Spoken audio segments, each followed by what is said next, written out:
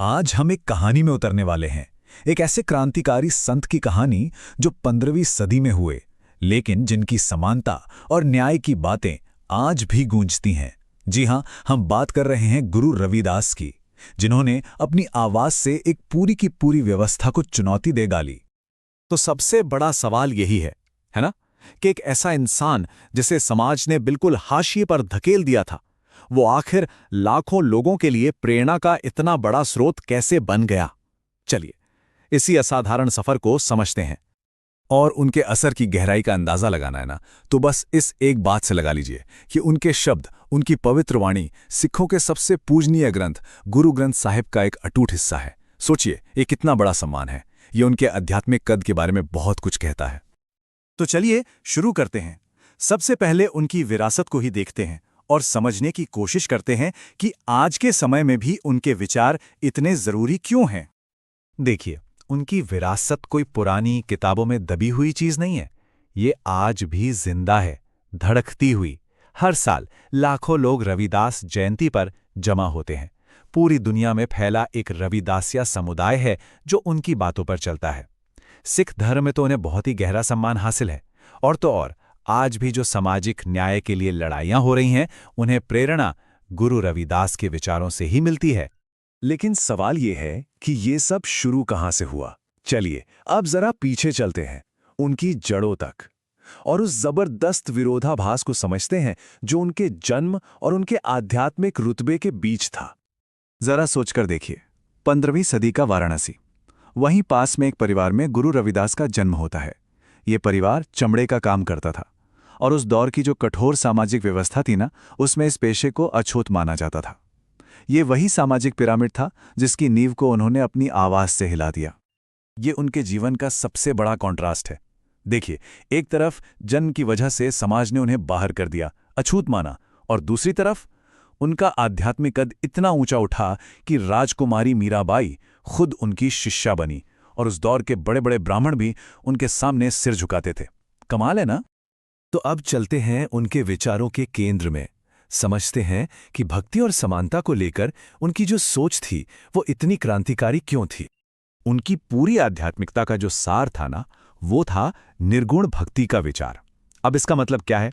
इसका मतलब है एक ऐसे ईश्वर को मानना जिसका कोई रूप नहीं, कोई आकार नहीं, और उस ईश्वर तक पहुंचने का रास्ता वो किसी बाहरी पूजा पाठ या कर्मकांड से नहीं जाता, बल्कि वो जाता है मन की पवित्रता और सच्चे प्रेम से। अगर उनकी पूरी शिक्षा को एक लाइन में समझना हो तो वो ये है, सभी एक ही मिट्टी से एक ही बनाने वाले ने बनाए हैं। कितना सीधा, कितना साफ और कितना ताकतवर संदेश है ये, सबके लिए बराबरी का। तो यहां पर ना हमें दो रास्ते साफ साफ दिखते हैं। एक तरफ था समाज जो कहता था कि आपकी जाति क्या है, आप कौन से कर्मकांड करते हो, वो जरूरी है। और दूसरी तरफ थे गुरु रविदास जो कह रहे थे कि नहीं, असली चीज है मन की पवित्रता और ईश्वर के साथ आपका सीधा कनेक्शन। और जो धार्मिक दिखावा होता था ना, उस पर उन्होंने बहुत तीखा कटाक्ष किया है। उनका एक पद है जो सब कुछ कह देता है। वो कहते थे कि बाहर से साफ सुथरे दिखने का क्या फायदा अगर मन तो गंदगी से भरा हुआ है।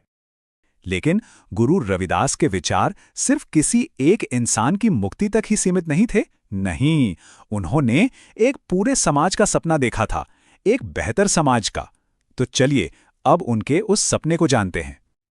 और इस सपनों की दुनिया को उन्होंने एक बहुत ही खूबसूरत नाम दिया था, बेगमपुरा, मतलब बिना गम का शहर। एक ऐसी जगह जहां कोई दुख न हो। ये एक न्याय और बराबरी पर टिकी दुनिया का उनका ब्लूप्रिंट था।